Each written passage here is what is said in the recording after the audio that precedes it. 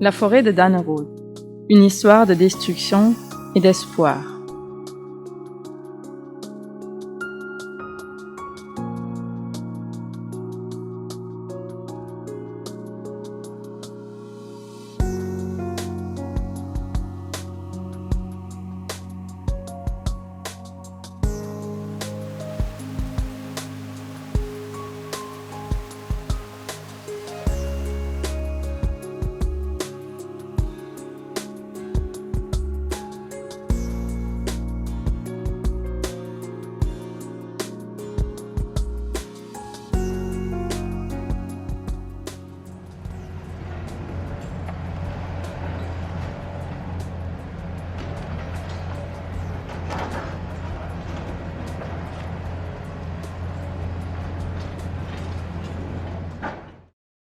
Interventions actuelles dans la nature, défrichement et scellement du paysage. Barbara Schlemmer, la politicienne du Parti des Verts, conseillère municipale de Homberg, disait: Actuellement, nous voyons les conséquences délivrantes de cette politique indicible, de cette ignorance, de ce déchaînement qui est encore à venir, ce qui signifie incendie des forêts mondiaux, chaleur de 50 degrés dans le sud de l'Europe, décès, inondations en Allemagne, 50% d'émissions de CO2 en plus que les années précédentes. L'Allemagne se retrouve donc au-dessus de l'objectif de 2 degrés. C'est la situation. Les politiciens ont détruit la zone forestière contiguë, unique en Europe, intacte de Maulbach, Herrenwald et Dannenrode, en faveur de l'autoroute. Le gouvernement fédéral du Land de la Hesse. Volker Bouffier, CDU, et Tarek Al-Wazir, la partie Les Verts. Et les gouvernements ont chargé la société privée, Deges et nombreuses multinationales à faire construire l'autoroute A49 de Schwalmstadt à Ohmtal. Pour financer les frais de 1,4 milliard d'euros, on a trouvé un consortium d'entreprises et de banques internationales, aussi de la France et de la Russie. Wolf Hahn, géographe et directeur associé de Regioconsult, déclarait: C'est pourquoi nous avons actuellement un chantier de construction entre Schwalmstadt et la sortie de l'autoroute à Ohmtal. Malgré les manifestations, dès le 1er octobre 2020, le défrichement des forêts a commencé par des machines à récolter. On exproprié plusieurs personnes à Maulbach et Dannenrode et on a tracé la route à travers le site de l'ancien abri d'explosifs militaires, Wasack, près de Dannenrode, de Herrenwald. Wasack était la plus grande usine d'explosifs militaires en Europe pendant la Deuxième Guerre mondiale. La résistance à cette politique s'est éveillée. L'objectif des activistes était de sauver la forêt des êtres saines en tant que forêt permanente, avec une importance systémique pour la vivacité et le fonctionnement biologique pour divers organismes. Un activiste racontait: J'ai appris par d'autres personnes qu'une forêt saine est défrichée, que la protection de l'eau potable pour un demi-million de personnes est abandonnée par les scellements et que des espèces rares et menacées vivent ici. Ensuite, je suis allée ici et j'ai vu la belle forêt.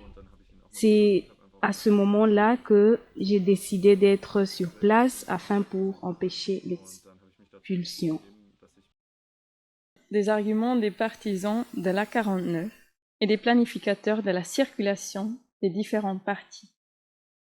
Politiciens de diverses coalitions gouvernementales hessiennes et de l'État ont justifié la construction de l'autoroute A49 par l'argument du bien commun, c'est-à-dire par les raccourcissements de la route de Francfort à Kassel de 11,5 km afin de réduire les heures de travail et d'éliminer les trafics des transits sur la B3 pour quelques villages. Sabine Leidig, membre du parti La Gauche, au gouvernement, aujourd'hui conseillère municipale à Kassel, déclarait: À la base, il existe une planification ancienne. Un tel plan directeur qui prévoit l'aménagement d'un réseau dense d'autoroutes qui couvre toute la République dans tous les sens. Et formellement, on prétend toujours qu'en tant que société, nous bénéficions de tels projets. Le seul avantage prouvé et documenté est que la vitesse du trajet est accélérée et ce soi-disant avantage est considéré, mis en avant comme un avantage économique. Les vrais coûts sont toujours ignorés. Les automobilistes et l'industrie locale, par exemple, de Stadt-Allendorf, souhaitaient au plus vite une desserte à l'A5 et donc au trafic des transits internationaux. En réalité, il s'agit du souhait de rendre les transports par camion du nord au sud et de l'est en ouest plus faciles et plus rapides. L'industrie automobilière est un des plus grands clients pour le transport par camion sur l'autoroute, car ils organisent leur production juste à temps et n'entreposent pas leurs éléments de construction. Et notre grand protecteur est l'industrie agricole, ce qui est non seulement une catastrophe pour les animaux, mais finalement aussi pour l'alimentation humaine. Aussi pour les paysages, pour la biodiversité qui est associée au flux énorme de trafic inutile. Cette question est donc également liée à la question de la construction d'autoroutes. C'est justement le drame que les gouvernements décident une loi qui dit qu'il y ait un besoin pour ces autoroutes et que cette déclaration a un caractère législatif. Et donc, les tribunaux décident toujours, conformément à la loi, contre les poursuites qui sont à l'encontre de tels projets d'autoroute. Les débats se font seulement sur les détails de la piste, plus à droite ou à gauche, plus large ou plus étroite. Une boucle par ici ou par là. C'est vraiment une position complètement antidémocratique. Des contrats sont rompus, la question est seulement à savoir lesquels. Les traités de protection du climat sont aussi des contrats à respecter. Elles sont même contraignantes en vertu du droit international. On ne peut pas respecter les deux à la fois, se conformer au contrat de l'opérateur autoroutier privé et en même temps respecter les objectifs de protection du climat. Les souhaits des opposants à l'A49. Les opposants à l'A49 veulent le transport ferroviaire pour la marchandise et pour les voyageurs. Sabine Leidig disait: Et bien sûr, toute la question de l'organisation de la circulation est étroitement liée au pouvoir administratif. En vérité, il ne s'agit pas vraiment de soulager les villages exposés au bruit, parce que sinon, nous pourrions réactiver les nombreuses voies ferrées désaffectées. Nous veillerions à ce que les navetteurs puissent monter dans les trains pour arriver à leur lieu de travail. Nous offririons du transport public à la campagne, comme en Suisse. Les lieux de 200 personnes ont une connexion toutes les heures. C'est possible. C'est une question de répartition de l'argent et des ressources.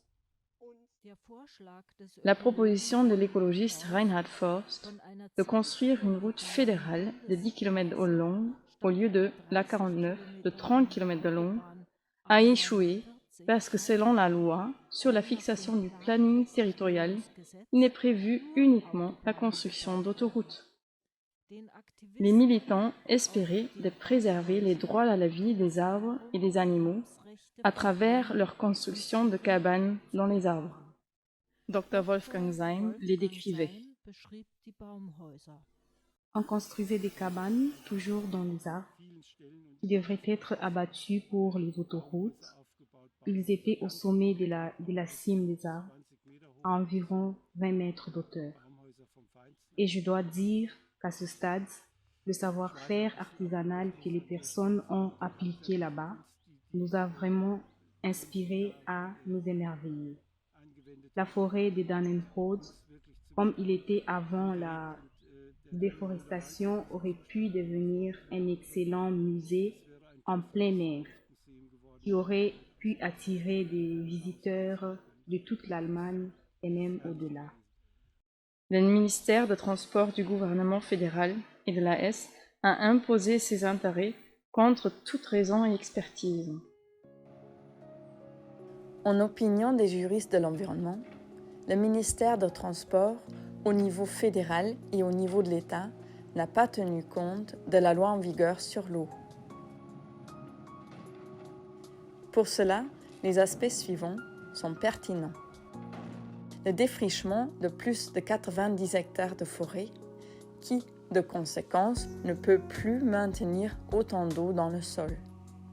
Le choix de l'itinéraire de l'A49 mène à Neustadt à travers le site contaminé par TNT de l'ancienne usine explosif militaire Wasak de Stadt-Allendorf et met en danger le terrain et l'eau à cause des poussières. Le gouvernement de l'État accepte l'allégation faite par l'expert en eau de la société AHU, basée à Aix-la-Chapelle, qui a été mandatée par Degues. Selon eux, il n'y aurait pas de détérioration des masses d'eau potable et souterraines, bien que la société Rio Consult, qui était mandatée par le secteur privé, ait constaté des graves lacunes dans le rapport. Les données du rapport de AHU sur la structure des eaux souterraines n'étaient pas suffisamment à jour sur la flore, la faune, les poissons et sur les insectes aquatiques et les composants de qualité hydrologique et hydrogéologique. Un expert en biologie qui aurait pu évaluer les effets du rejet des eaux usées routiers a été dispensé. L'expert chez AHU n'a mesuré que l'étendue toxique des eaux usées de l'autoroute dans l'Aume, qui transporte 3 fois plus d'eau que le ruisseau nommé Klein. Regio Consult a trouvé des charges au-delà de la valeur limite, étant donné que la charge supplémentaire se situe au-delà de l'imprécision de mesure.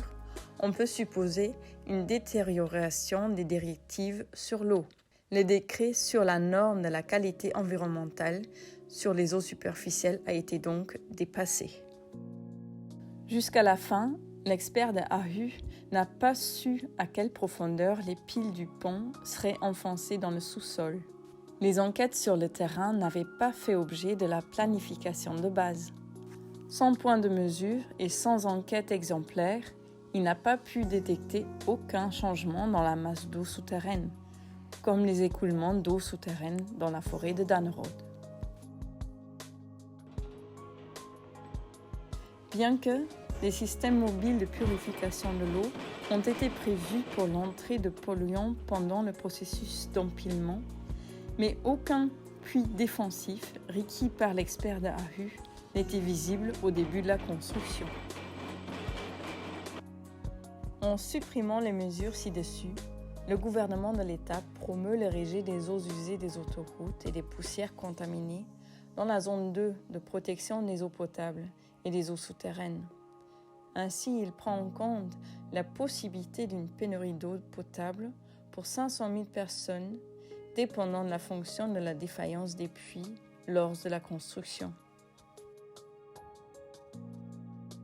En outre, Degues a commandé au consortium de construction une dérivation à longue distance qui est déjà obsolète, mais qui a été conforme au plan.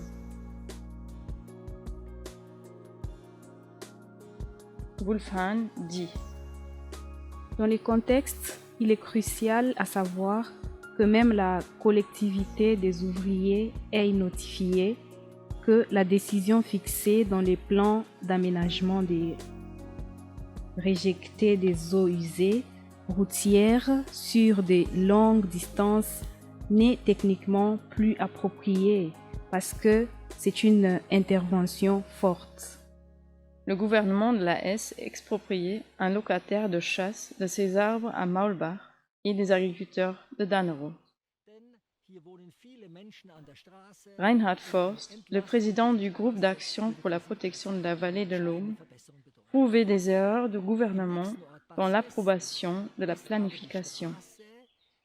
Dans le calcul de la charge et de la décharge, seul le nombre des locaux et des routes, mais pas le nombre de personnes, a été pris en compte, bien qu'il ait un soulagement à un endroit sur la B3, mais dans l'ensemble, la circulation, le bruit, les embouteillages et la saleté sur les bretelles d'accès et les intersections augmentent 20 fois. Et il critique la négligence des aspects écologiques. Les Pays-Bas et l'Allemagne ont le réseau autoroutier le plus dense et comme système, il est incompatible avec le monde. Sixièmement, le gouvernement a accepté que les usagers de la route doivent payer les coûts de 1,4 milliard d'euros par le péage routier. Septièmement, en 68 jours, 2421 policiers sont venus de deux côtés dans la forêt de Danerow et ont opéré quotidiennement en utilisant des plateformes élévatrices. Ils ont éliminé 175 cabanes, ont descendu des militants d'une grande hauteur dans les arbres et ont enlevé 400 barricades pour le coût de 36 millions d'euros.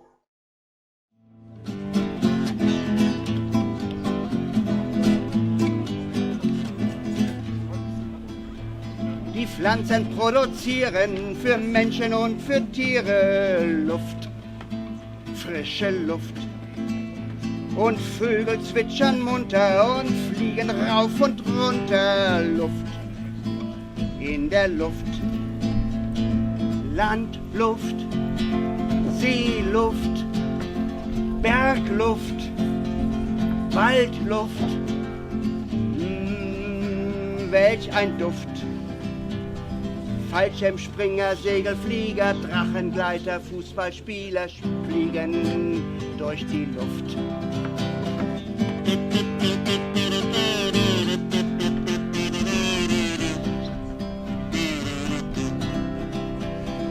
Luft, Luft, Luft, Luft ist Leben.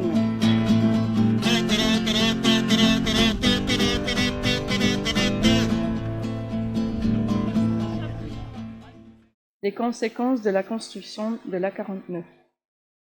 Les lisières de forêt meurent dans la perchée avec une structure taillée en raison des coups de soleil pendant les réchauffements climatiques, les rafales de vent, de l'érosion du sol, de gaz d'échappement.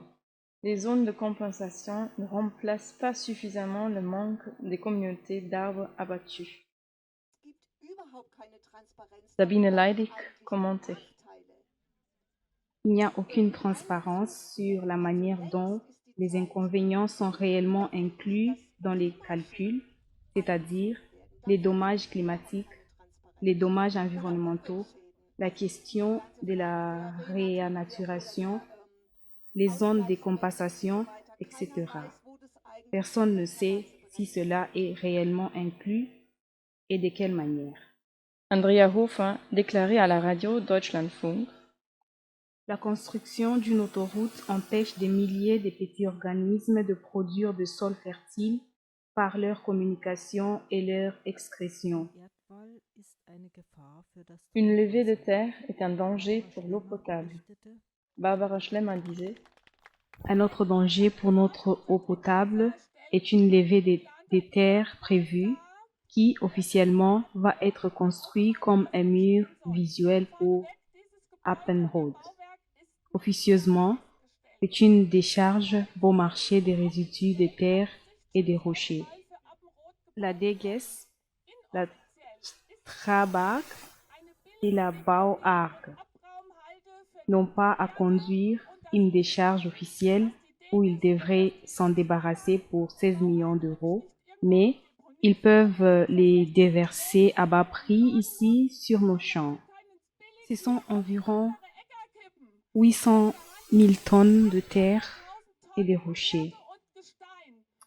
Et nous avons maintenant étudié que les couches de couverture du sol qui s'y trouvent sont très minces et que ce qui va y être déposé contient des substances qui peuvent polluer directement nos eaux souterraines ici à Homberg. Nous exigeons une procédure transparente des permis de construire avec tout ce qui doit être vérifié là-bas, avec permission en vue de nappes phréatiques. Sur le site Vasag de l'ancienne usine d'explosifs militaires de Stadt Allendorf, les eaux profondes sont contaminées par le TNT en raison des fissures de grès. Dr. Rainer Haas, le chimiste du bureau d'exploitation des sites contaminés et de la recherche environnementale, disait: À Stadt Allendorf, on sait depuis les années 1970 que les explosifs sont déjà arrivés dans le puits profond, qui se trouve à 150 mètres de profondeur. Donc, ils ont déjà diffusé à une profondeur d'au moins 150 mètres, parce que le grès est brisé et il a des fissures et dans lesquelles l'eau superficielle tombe quasiment dans les profondeurs comme dans une cascade souterraine. Oui, il n'y a plus de bioactivité en profondeur. Parce qu'il n'y a plus de système de filtrage de charbons actifs où vivent des microbes qui mangent le TNT et pourraient nettoyer l'eau un peu. Le biologiste Dr. Wolfgang Deinhoefer a déclaré dans son article « Site contaminé par les résidus de l'armement, un risque supplémentaire pour l'eau potable ». En principe, il y a deux problèmes. Premièrement, il y a des points focaux de contamination par des matériaux de sol contaminés, par exemple des terrils. Deuxièmement, le volume d'eau souterraine lui-même est contaminé par des polluants avec TNT.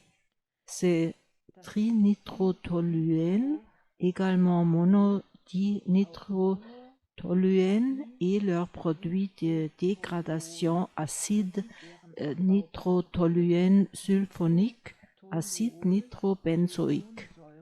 Du TNT flotte en superficie. Dans les nappes phréatiques, il y a des courants. Pour que la lentille TNT ne se propage pas dans la galerie avoisinante des puits d'eau potable, on a abattu 18 à 20 puits. Ces puits sont utilisés pour pomper les eaux souterraines de différentes profondeurs. Les puits d'enlèvement sont filtrés en différentes couches. L'eau pompée est partiellement traitée puis réinjectée ailleurs dans la nappe aquifère, dans les puits avalants. Pour cela existe un modèle hydrogéologique très compliqué et une quantité énorme de données. Ce système a été affiné avec beaucoup d'efforts et fonctionne bien selon les opérateurs. Cependant, le contrôle affiné du système est très sensible et il est menacé par la construction de l'autoroute, notamment en percutant des piles de pans de 35 mètres de profondeur dans le sol au bord de la Josklein, car il divise les flux d'eau souterraine. La construction de l'autoroute est comme une opération à cœur ouvert. Cette déclaration de M. Schäfer, le directeur général du centre de distribution des eaux, correspond bien aux faits réels. Les procédés de pompage sont un risque de contamination d'eau potable. Dr. Rainer Haas commentait où ces eaux coulent. Elles coulent là où vous pompez. Si vous pompez de l'eau potable avec des puits d'eau potable, on remonte l'eau, le volume d'eau souterraine s'abaisse. L'eau est aspirée de toute la zone environnante, remplit la nappe aquatique. Ça peut être que vous avez un puits pas contaminé en soi, qu'il l'est après 1 an, 5 ans, 10 ans, donc l'eau contaminée serait extraite parce que la nappe phréatique a attiré l'eau contaminée de la région environnante. Les eaux usées des autoroutes sont un danger permanent. Wolfhahn informé. Après la construction de l'autoroute, les eaux usées de l'autoroute qui contiennent des particules et des métaux en suspension arrivent dans la Yosklein et se propagent dans une zone de protection des eaux potables et souterraines et prendront des chemins possibles d'empoisonnement. Dr. Haas a mis en garde contre le danger. La contamination des poussières dans l'air que les ouvriers de la construction respirent peuvent causer du cancer en cas de respiration sans protection. Les remplissages des nappes phréatiques recharge a diminué de 30% depuis 3 ans. On a éprouvé que, à partir des profondeurs de 60 à 70 cm, tout est encore archi sec. En cas d'inondation, il existe un risque de lessivage de polluants dans les eaux souterraines et les eaux superficielles. Dr. Rainer Haas a commenté la surveillance des explosifs en cas d'inondation et de sécheresse. Quand il fait sec, il n'y a pas de lessivage et quand beaucoup d'eau tombe, les polluants qui sont encore dans le sol sont emportés dans les eaux souterraines où ils peuvent être déversés avec l'eau superficielle dans l'eau réceptrice, dans les rivières et les étangs. On aurait dû poser des puits de contrôle dans la zone de la route. Jusque-là, j'ignore s'ils ont été posés, s'ils existent et feront l'objet d'une enquête. Il y a un risque d'inondation en cas de précipitation. Barbara Schlemmer disait: dès l'essertage, on constate plus d'humidité autour de Schmilkhof.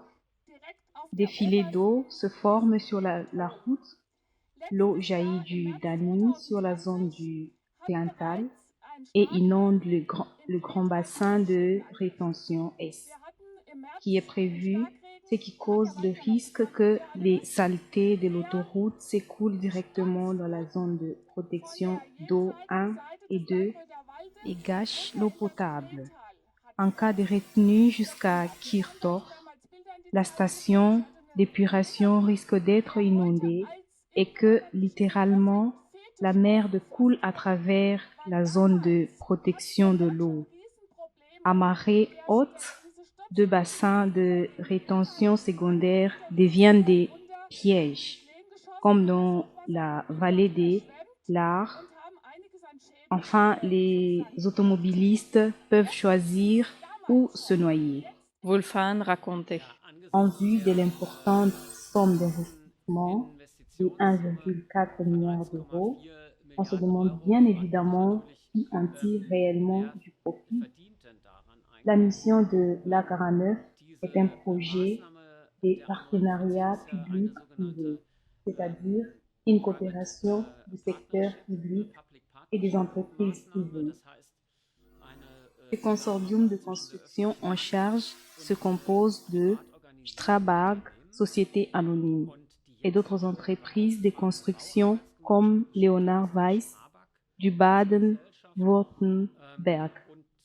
Ces 2 entreprises de construction ont le droit de refinancer leurs investissements actuels grâce à l'opportunité contractuellement accordée d'encaisser le péage routier pour une période longue durée jusqu'à environ 2040, 2050 et en surplus, un rendement est généré.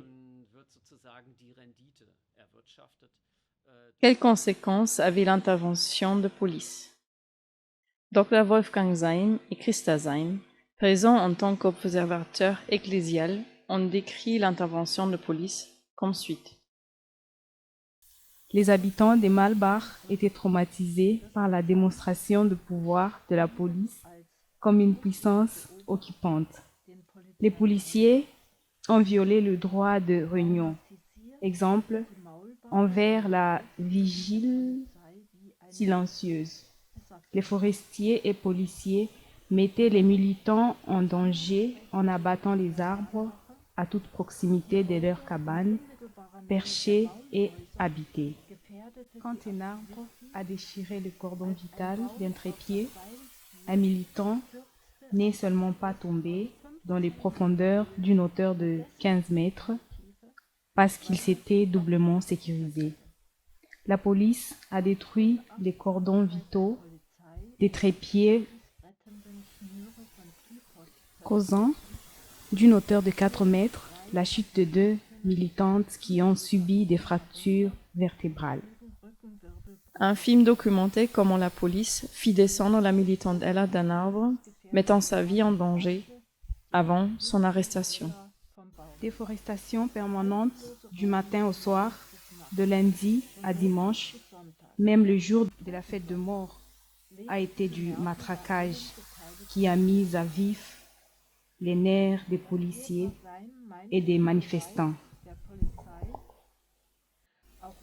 Le couple Seim a commenté la violence de la police. Même sans avoir cherché la confrontation avec la police, les policiers ont battu des militants sur la plateforme élévatrice et par terre. Un membre de la presse avait un œil au beurre noir, un visage battu, les nez et les lunettes cassées. Les activistes ont demandé aux observateurs de rester auprès d'eux afin que la police n'ose pas mener d'attaque. Nous sommes venus autant que possible et c'était aussi notre acclamation. Vous n'êtes pas seuls. Dans leur peur de mourir, quelques militantes ont riposté en jetant des excréments, des sacs de peinture, des bombes fumigènes et des pièces pyrotechniques. Quotidiennement, 2421 policiers en intervention durant 68 jours. Résultat, 1000 arrestations, 2500 expulsions d'observateurs, 1155 amendes administratives. Autour du chantier, une clôture en fil de fer à pointe de l'OTAN. Reiß das Fenster auf, lass die Luft herein. Mief und Gestank machen krank. Reiß das Fenster auf, lass die Luft herein. Mief und Gestank machen krank. Noch immer trübe Tassen, die Wälder sterben lassen oder umbringen. Da liegt was in der Luft. Fische, Robben machen schlapp, den Städtern wird der Sauerstoff knapp. Luft, dicke Luft. Rauch, Dreck, Abgas, Gift. Luft, Stinkeduft. Straßenluftverkehr und Stau ohne Filterkraftwerksbau bringen uns in die Gruft.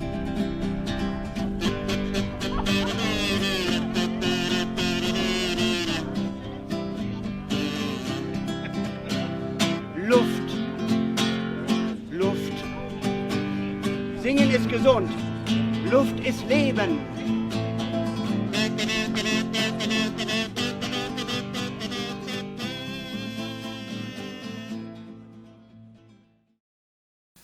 Quelles meilleures alternatives sont encore possibles?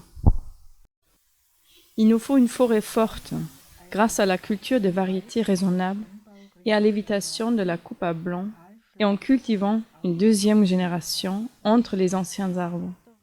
Dr. Rainer Haas proposait: il faut en tout cas une purification de l'eau de site contaminée, en raison des résidus des filtres à charbon actif à Stadt-Allendorf.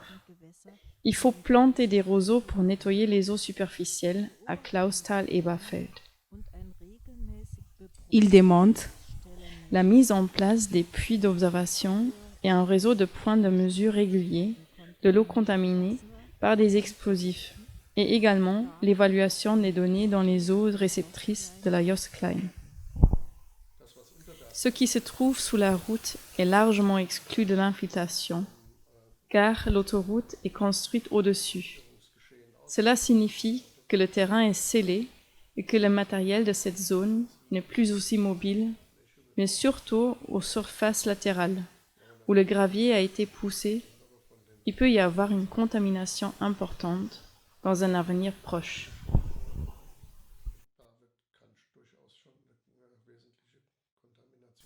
Wolfhahn disait: le maximum de ce que nous pouvons encore réaliser est qu'il y ait une autre interprétation de la loi sur l'eau, que nous analysons plus en détail, que la surveillance soit renforcée, qu'il y ait des points de prise des mesures, qu'éventuellement les bassins de rétention de pluie soient élargis en système de filtration, au moins que les eaux usées puissent être filtrées. Éventuellement, on pourrait également omettre les piliers du pont prévu dans la plaine inondable, où on touche rapidement les eaux souterraines et où les risques de contamination est le plus élevé. Peut-être les piliers du pont peuvent être renforcés ailleurs. À ce moment-là, le pont aurait une toute nouvelle statique qui doit d'abord être techniquement étudiée, et cela coûte 200 millions d'euros. Bien sûr, la Bauark serait heureux d'emporter cette somme, car pour elle, il s'agit d'un chiffre d'affaires supplémentaire hors contrat actuel.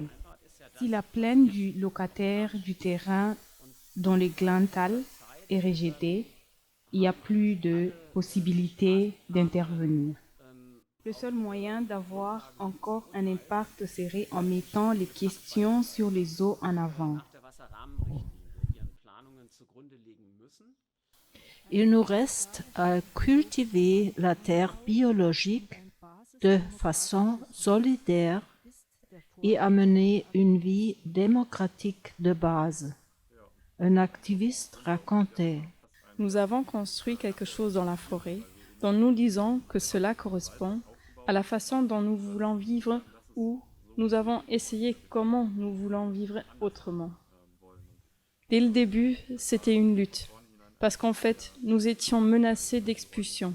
Nous essayons d'être à l'écoute de toutes les personnes avec leurs besoins et de voir simplement que nos prises de décision n'excluent ni ne désavantagent personne, ou simplement personne n'en subit aucune contrainte. Il nous faut transformer la pensée mécanique en pensée dialectique. Contre les pensées mécaniques, Friedrich Engels a déjà formulé sa dialectique de la nature, un fragment de 250 pages, écrit en 1873 jusqu'à 1882, que l'historien de Marbourg, Dr. Gerd Meyer, a résumé comme suit. Pour la nature, la profondeur est l'arrimage, la rétroaction, les métamorphoses, le métabolisme, contradiction et développement. La nature a un espace multidimensionnel et la non-linéarité est décisive dans cet espace. Dans la nature, rien ne se passe sans raison ou lien apparent. Chacun ou chaque chose affecte l'autre et vice-versa. Il y a un dynamisme de mouvement et d'interaction. C'est la dialectique de la nature d'Engels, dans laquelle aucun processus linéaire mais dialectique et qualitatif ne prévaut. Les méthodes mécanistes de la pensée ne suffisent pas, mais il faut privilégier les approches dialectiques et holistiques. Actuellement, dit Engels, nous assistons en fait à un nouveau niveau d'exploitation des ressources, à une nouvelle étape de la destruction de la nature. En raison de l'exploitation forestière croissante, la nature est modifiée de manière draconienne. Le charbon prend alors le rôle du bois. Les sols sont lessivés. L'air est pollué par les nouvelles machines, empoisonné. L'économie circulaire n'est plus respectée. L'industrie de l'extraction inflige les blessures profondes à la terre. Le climat se réchauffe, les rivières se transforment progressivement en cloaques, comme Engels l'a vu lui-même en Allemagne et en Angleterre. Le capitalisme, dit Engels, poursuit des objectifs à court terme, à savoir la maximisation du profit, et il aime les cycles rapides. Le temps, c'est de l'argent. C'est la devise de l'entrepreneur, à l'opposé de la nature, qui en fait est lente et prend par exemple des millions d'années pour produire du charbon. Le temps est un espace de développement pour la nature. Engels note ainsi les interventions quantitatives avec de nouvelles conséquences qualitatives. Et les interventions violentes, unidimensionnelles, mécaniques, rationnelles, expliquent les interrelations complexes de la nature. Elles détruisent leur espace multidimensionnel. En tant que conquérant et exploiteur de la nature, l'homme n'est pas en dehors des processus naturels, qui alors se contre-attaquent. Engels a été fortement influencé par un auteur bavarois, Karl Fraß. Il a vécu de 1810 à 1875. Il était un botaniste et agriculteur qui travaillait à Athènes depuis 1835, où il avait également été professeur de botanique. Il a écrit un livre intitulé « Le climat et le monde des plantes à travers le temps », une contribution à l'histoire des deux, et il y retrace la situation de la botanique dans la région de Babylone, d'Ur, de Ninive, de Persépolis, de Carthage, dans la Tunisie d'aujourd'hui. Il demande pourquoi ces vastes monuments de la civilisation sont-ils aujourd'hui dans les déserts? Pourquoi voyons-nous aujourd'hui des colonnes pâles au lieu des grands centres de floraison? Quelles sont les causes de cette dégradation de la nature? Sa réponse, c'est surtout l'intervention humaine qui a provoqué des changements. La déforestation a conduit au réchauffement climatique. L'érosion a dégradé le sol et le surpâturage a fait le reste. Le captage d'eau a fait baisser le niveau des eaux souterraines. C'est la guerre notamment, les innombrables guerres dans l'histoire humaine qui ont conduit à la dévastation de la nature. Le bois pour le démantèlement de la flotte, dévastation, la destruction des villes, de la population, des systèmes d'irrigation, etc. Perte d'eau potable, érosion karstique du paysage et désertification. Dr. Rainer Haas est d'accord et approuve. Vous devez éviter les guerres inutiles. Toutes les guerres sont inutiles. Nous voyons cette folie en Afghanistan en ce moment. 20 ans de guerre, pour rien. Des centaines de morts et des milliards. Et les États-Unis ont injecté 1000 milliards de dollars dans la guerre, pour rien. Oui, et maintenant, les talibans sont au pouvoir et quelques jours plus tard, l'Union européenne veut négocier avec les talibans. Une vraie folie. Il ne faut pas vouloir se mêler de chaque affaire. C'est sa devise. Et il souligne ironiquement que nous améliorons nos empreintes écologiques en délocalisant la production d'explosifs militaires à l'étranger. Les guerres ont détruit la nature, mais souvent le soi-disant apprivoisement pacifique de la nature a, selon Engels, également entraîné des conséquences destructrices.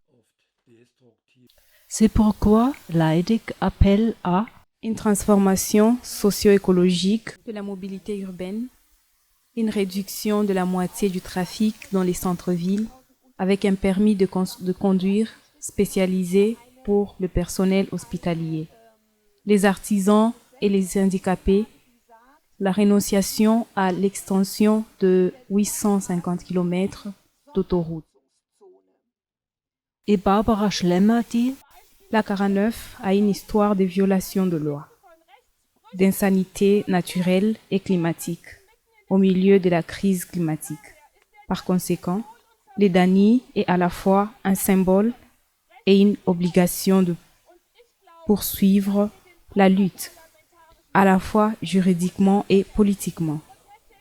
Et je crois que nous avons absolument besoin de la protestation extra-parlementaire, de notre protestation dont le groupement en lutte pour la justice climatique ont besoin. Dr. Wolfgang Denhöfer, biologiste du BEND, pense: Nous sommes Dani. Nous sommes pour la protection du climat, pour la diversité, pour les oiseaux, pour mettre fin à la criminalité liée à l'abattage des arbres, pour en sauver pour les petits-enfants, pour préserver l'eau potable, la vie. Suite aux inondations dans la vallée de l'Ahrtal, nous avons reçu un cours intensif pour apprendre ce qui est vraiment important pour l'homme. Reinhard Forst souhaite que l'Allemagne et l'Union européenne comprennent la valeur et l'unicité de leur nature et se fixent l'objectif de la protéger. La biologiste Astrid Wetzel veut préserver une communauté d'arbres avec des champignons et des fleurs. Cette histoire du Dani démontre la lutte entre les pensées mécaniques appliquées et la dialectique de la nature. Nous nous trouvons à une bifurcation. Voulons-nous continuer à exercer une pression et une violence contre la nature et favoriser ainsi le réchauffement climatique? Ou voulons-nous préserver nos forêts, la biodiversité, la fertilité des champs et la propreté de l'eau? Nous, les partisans de l'écologie, jeunes et âgés, défendons la nature intacte de l'humanité. Ainsi, nous suivons le slogan des activistes « Wald statt Asphalt », qui signifie « forêt au lieu d'asphalte ». Il nous faut agir en accord avec la nature, au lieu d'agir à contresens. Le poème de l'activiste Anya, qui s'appelle « Préserver ». Nous ne pouvons pas créer le bruissement des feuilles, le parfum de la forêt, la douceur de la mousse, mais seulement détruire. Nous ne pouvons pas créer la croissance des bourgeons, le chant des oiseaux, le bourdonnement des abeilles, mais seulement détruire.